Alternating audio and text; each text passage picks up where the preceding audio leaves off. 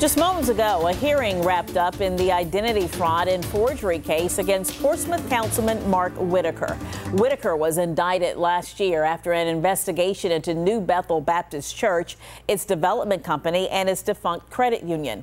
Whitaker serves as assistant pastor at the church. 13 News Now investigative reporter Laura Geller is live in Portsmouth with what's happening. Laura.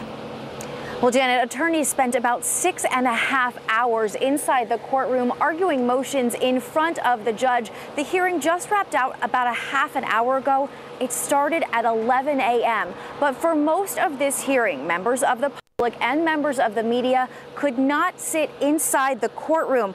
We were allowed in for just over an hour of what turned out to be a 6.5-hour hearing. After that, the judge said they needed to discuss testimony from the special grand jury, and in order to maintain the secrecy of that process, he cleared the courtroom. Now, according to court records, the 20 special grand jury indictments of forgery and identity fraud deal with loans given out by the credit union associated with Whitaker's church. Today in court, we learned from attorneys the special prosecutor assigned to the case will stay on. The judge denied a defense request to subpoena and recuse the prosecutor. We also learned the judge ruled defense attorneys and Dr. Whitaker did not engage in any wrongdoing. That discussion came in response to the prosecution motion questioning dealings with witnesses. When I left you here at 5, we were waiting for a judge to rule on whether or not the identity of a confidential informant could or should be revealed. We just learned in court a half an hour ago that it cannot and should not.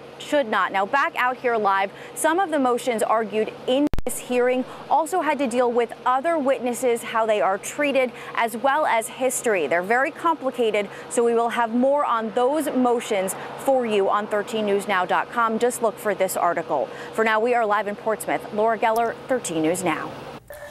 We now know the name of the 21-year-old found dead inside a home near the Bruce's